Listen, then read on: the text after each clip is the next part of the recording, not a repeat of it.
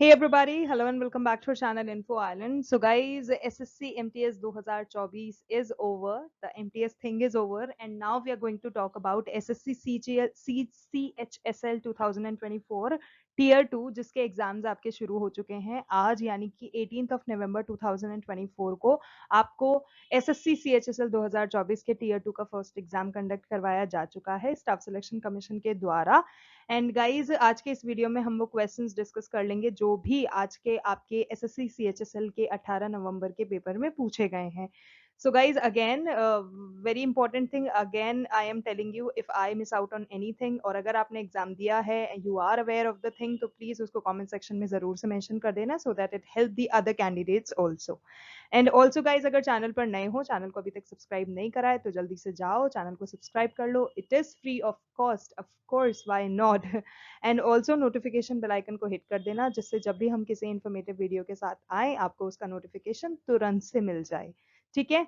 And guys, talking about this SSC MTS thing, तो guys मुझसे काफी स्टूडेंट्स पूछ रहे थे मैम कट ऑफ लिस्ट का क्या सीन है, आंसर की का क्या रहने वाला है। सो गाइज, अगर हम कट ऑफ की बात करें, अगर हम ट्रेंड देखें, एनालिसिस देखें, तो उसके हिसाब से गाइज क्या कट ऑफ रहने वाला है, expected cut of, I am just telling you, ठीक है। तो जो कि एनालिसिस के बेसिस पे हम लोग ने आपको प्रोवाइड कराई है। So I have already provided you the expected cut off जो रहने वाली है एसएससी एमटीएस के लिए इस साल, वो मैंने आपको एक शॉर्ट वीडियो में प्रोवाइड कराया है।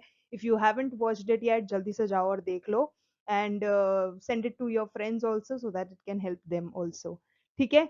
उसके अलावा आंसर की बात करें तो गाइज, जो टेंटेटिव आंसर की आपकी जो होगी, वो जो फाइनल आंसर की होगी वो आपको थर्ड वीक ऑफ नवंबर तक मिल जाएगी, ठीक है। So this is the second week going on, third week तक वो एसएससी के द्वारा उनकी official website which is ssc.gov.in पर पब्लिश कर दी जाएगी। तो आपको थोड़ा सा वेट और कर लेना है and the answer key will be there in your hands, ठीक है। उसके बाद आप फाइनल रिजल्ट देख सकते हैं जो कि जल्द ही अपलोड हो जाएगा एसएससी के द्वारा उनकी ऑफिशियल वेबसाइट पे। सो that's all about SSC MTS. अगर कोई क्वेश्चन हो, क्वेरी हो, किसी भी तरह की कोई दिमाग में कहते हैं ना कि क्वेश्चन की घंटी बज रही हो, तो you can post that in the comments, we will come up with the solution for that. And या दैट्स ऑल अबाउट इट। अब देख लेते हैं आज की वीडियो के बारे में, बात कर लेते हैं। सीएचएसएल का पेपर हो गया है, क्वेश्चंस आ गए हैं and let's discuss those questions.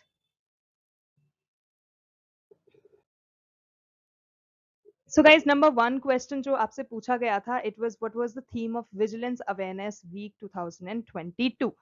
जो विजिलेंस अवेयरनेस वीक जो होता है गाइज, वो क्या होता है वो भी मैं आपको इस वीडियो में बताऊंगी, इस जिससे आपको पता लगे कि एक्चुअल में क्वेश्चन का आंसर ही नहीं, उससे रिलेटेड चीज भी पता होना बहुत जरूरी होता है, क्योंकि अगर आपसे उससे रिलेटेड कुछ पूछ लिया जाए then you will be in a situation to answer that. So guys, ये जो सेंट्रल विजिलेंस कमीशन है, जो विजिलेंस अवेयरनेस वीक जिसके लिए मनाया जाता है, वो 31 अक्टूबर को मनाया जाता है, ठीक है। तो 31 अक्टूबर इज द डेट जो आपको याद रख लेनी है, on the occasion of the birth anniversary of late Sardar Vallabh Bhai Patel, ठीक है। किन की बर्थ एनिवर्सरी पे मनाया जाता है? सरदार वल्लभ भाई पटेल की बर्थ एनिवर्सरी पे, विच इज 31 अक्टूबर।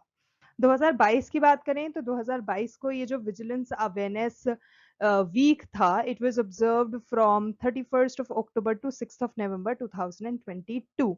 तो ये आपका दैट इज द टाइम जब सेलिब्रेट करा गया था विजिलेंस अवेयरनेस वीक। अब आपसे क्वेश्चन ये पूछा गया था कि थीम क्या रखी गई थी, तो गाइस थीम की अगर हम बात करें तो theme for this particular vigilance awareness week 2022 was free India, developed India, corruption free India for a developed nation. तो ये थी थीम जो कि 2022 में रखी गई थी विजिलेंस अवेयरनेस वीक की। So that's all about it. अच्छे से एक एक चीज याद रखना because they all are important.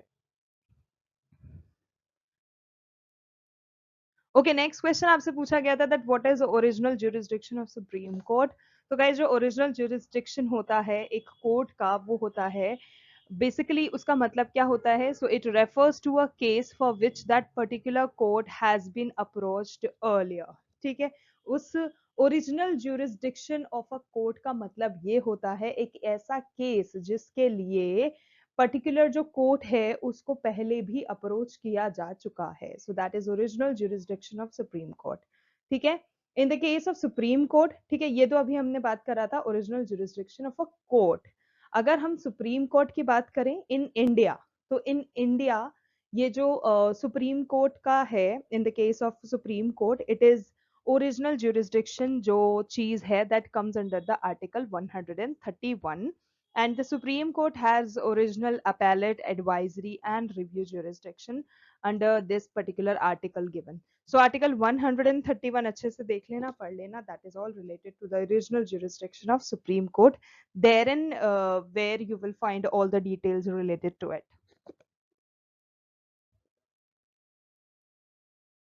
Okay, next question. In how many phases was the census work done in India in the year 2011? So guys, 2011 में जब जनगणना का कार्य किया गया था तो वो कितने phases में divide किया गया था? So it was divided into two parts, ठीक है? वो दो phases में उसको done किया गया था और उसमें क्या क्या कब कब किया गया था वो भी यहाँ पे mentioned है, आप देख लो अच्छे से, जिसमें हाउस लिस्टिंग का जो कार्य था और हाउसिंग सेंसस जो था वो अप्रैल से सितंबर 2010 में कंप्लीट किया गया था, ठीक है? जो भी चीजें थी जो कि हाउस लिस्टिंग से रिलेटेड थी, जो कि हाउसिंग सेंसस से रिलेटेड चीजें थी, जो भी उस सेंसस सर्वे में की गई थी 2011 के सेंसस सर्वे के लिए, तो वो जो चीजें थी वो अप्रैल टू सितंबर तक खत्म कर दी गई थी। तो this is the first thing. इसके अलावा जो पॉपुलेशन के सेंसस था, मतलब पॉपुलेशन की जो जनगणना की गई थी वो आपकी 9th से लेके 28 फरवरी 2011, मतलब 9 फरवरी से लेके 28 फरवरी 2011 में वो चीज डन कर दी गई थी। अब बात करें सेंसस ऑफ इंडिया की, तो गाइज जो 2011 का जो सेंसस ऑफ इंडिया था उसके हिसाब से अगर आपसे पूछा जाए कि जो पॉपुलेशन डेंसिटी है वो भारत की कुल कितनी रही थी, क्योंकि गाइस सेंसस सर्वे 2011 जो मैं आपको हमेशा बताती हूँ, हर वीडियो में बताती हूँ कि 2001 2011 की जो जनगणना है ये कितनी इंपॉर्टेंट है, इससे रिलेटेड क्वेश्चंस बहुत पूछे जाते हैं, तो यू शुड, एक होता है ना घोल के पी जाओ उससे रिलेटेड सारे question, because this is very important.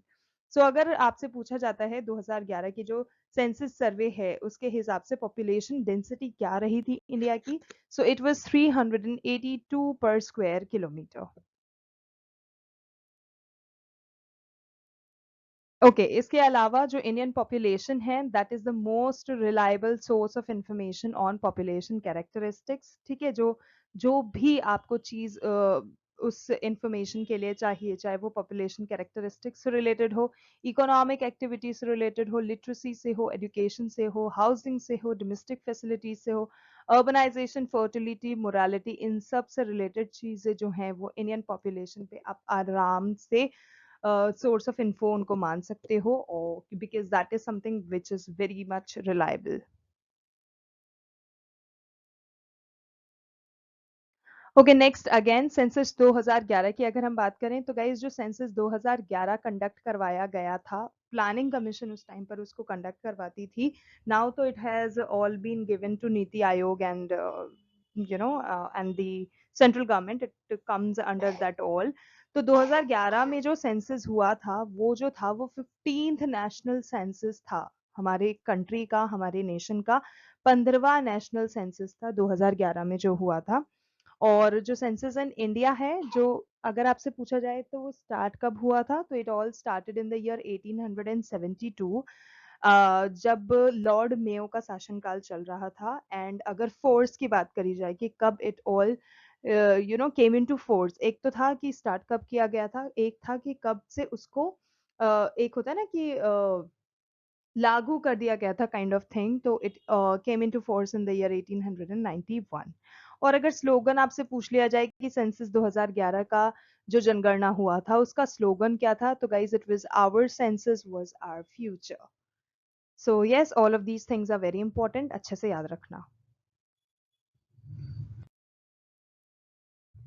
Okay next question, what are the two organelles have their own, okay ऐसे कौन से दो ऑर्गेनल्स होते हैं जिनके खुद के डीएनए होते हैं, राइबोसोम्स होते हैं, ये आपसे पूछा गया था।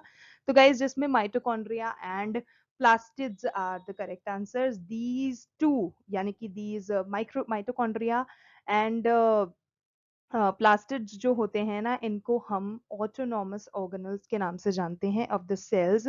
क्यों? क्योंकि उनके अंदर डीएनए और राइबोसोम्स दोनों प्रेजेंट होते हैं। So mitochondria and plastids is the correct answer.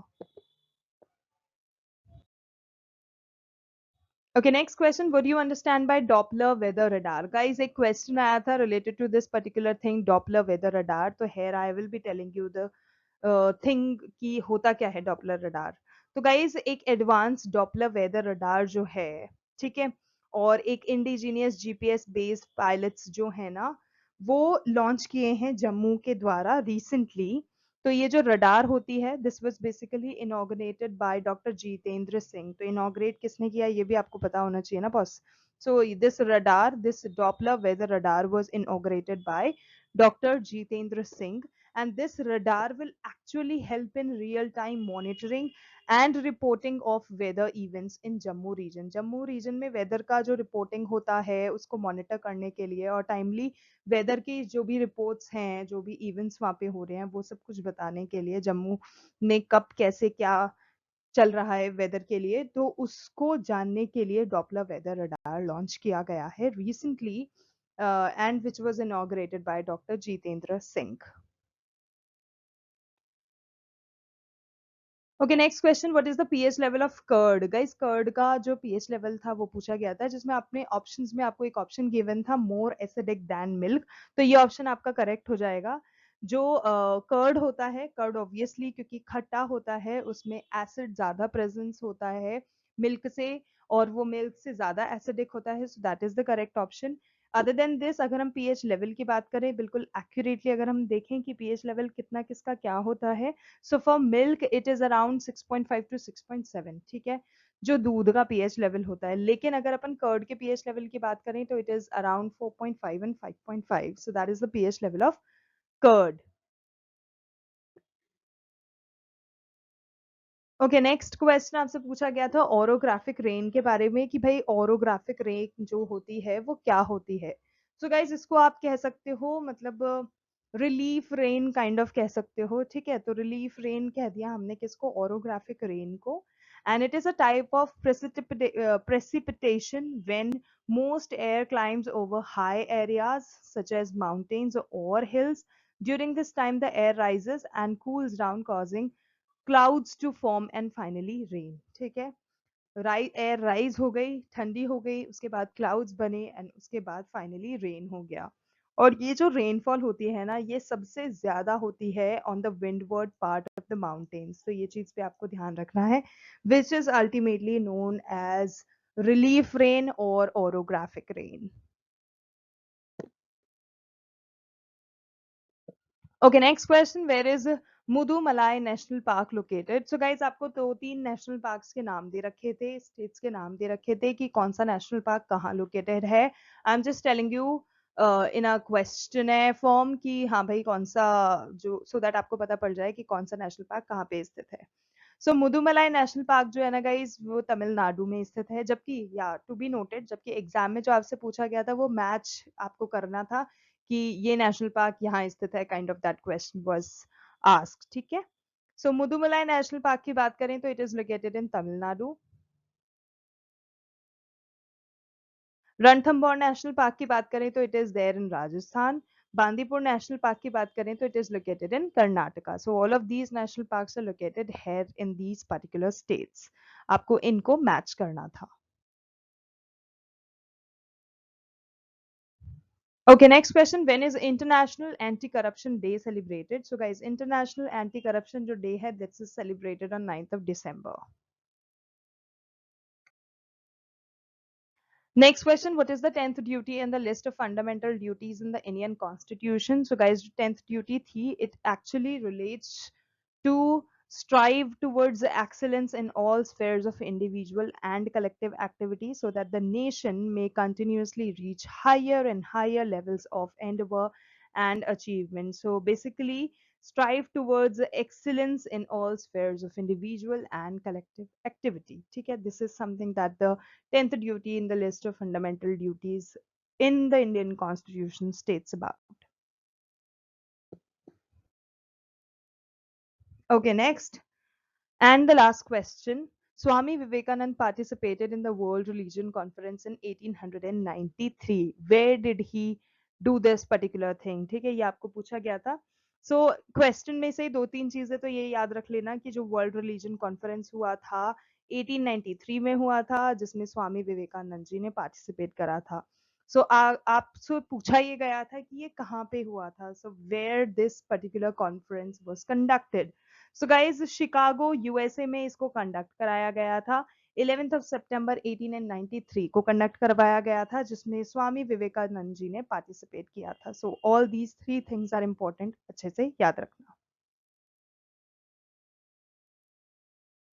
So guys that's all about it, those were the very important GKGS के आपके क्वेश्चन, जो कि आज यानी कि 18 नवंबर 2024 के आपके एसएससी सीएचएसएल 2024 का जो पेपर हुआ है टीयर 2 का, उसमें पूछे गए हैं। If you like the video and found it informative, then don't forget to like, share and subscribe to our channel info island, because this is the only platform जहाँ पे आपको ऑलमोस्ट सारे कॉम्पिटेटिव एग्जाम से related सारी ताज़ा खबरें you can say and updates हो गया, जो भी इंपॉर्टेंट इन्फॉर्मेशन हो गया, वो सब कुछ मिलता रहेगा।